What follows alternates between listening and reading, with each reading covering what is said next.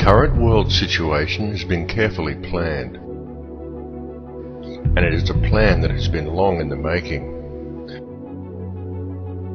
This entire economic and political climate has been brought about by design.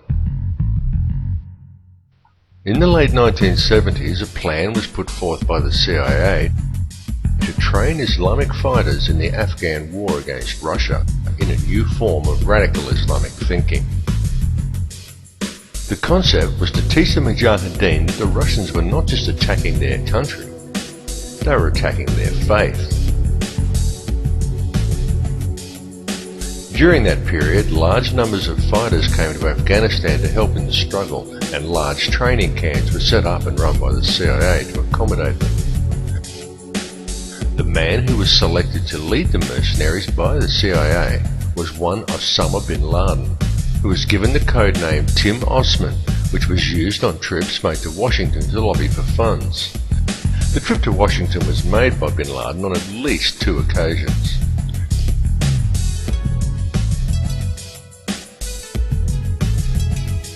During this period, the CIA taught this new form of radical Islamic thinking and provided terrorist training to hundreds of thousands of Islamic fighters, being careful to also keep a comprehensive database on all the people that they had trained.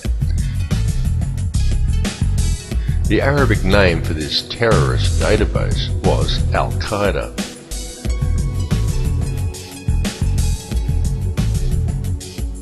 Concerned over this new form of radical Islamism and the sheer volume of fighters the CIA was turning out, then Pakistani Prime Minister Benazir Bhutto wrote to the director of the CIA and cautioned him openly, saying in her letter, "You are creating Frankenstein." It's alive! It's alive! It's alive! But her warnings went unheeded. They were not heeded because a radical network of extremists was exactly what the CIA had wished to create, right from the very beginning. For without such a radical network of terrorists, the long-planned war on terror would never have been possible.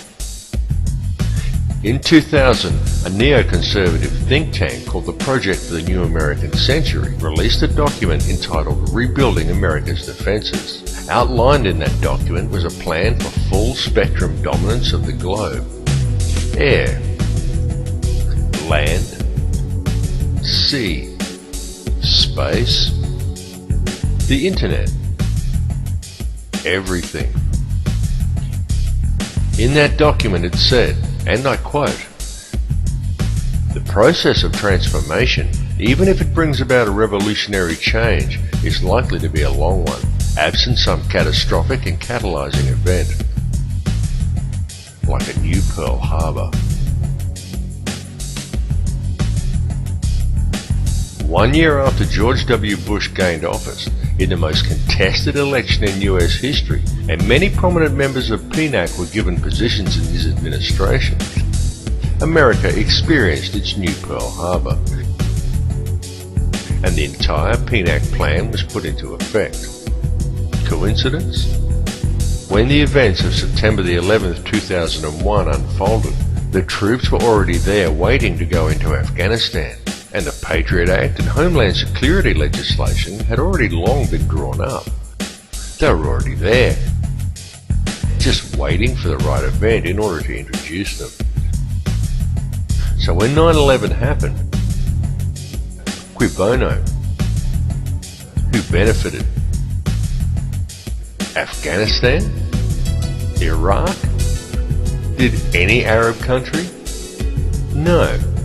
But the Bush administration was given an open checkbook with which to take control of the Afghani poppy fields, the Iraqi oil fields, and the oil-rich and natural gas-rich Caspian Basin. And all protest to the invasions of the two countries was squashed before it started. Then the 7/7 bombings in London occurred, and again, who benefited? Islamism? Hardly. But support for the war in Iraq knew no bounds. The Blair government secured a massive increase in police and military funding, and was also able to install thousands of domestic surveillance cameras throughout England. And then, amid massive war protests in Australia, we saw the Bali bombing, And yet again, who benefited? A Muslim cleric who suddenly found himself wanted by the CIA and the centre of world attention? No, but all anti-war protests in Australia suddenly dissipated. The Australian Prime Minister John Howard received a huge boost in popularity. The Australian police got to establish themselves as the local police of the entire Australasian region. And both the Australian and the Indonesian military secured massive increases in funding. So who really benefited?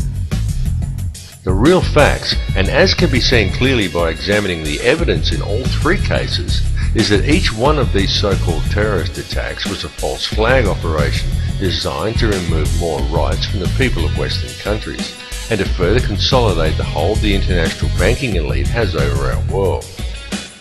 The information on all these cases exists. It's out there in the public domain. Please do the research because the media is just not telling you. A large portion of Al-Qaeda funding comes from the Pakistani ISI, and it still does. And yet the ISI is an openly admitted and funded wing of the CIA.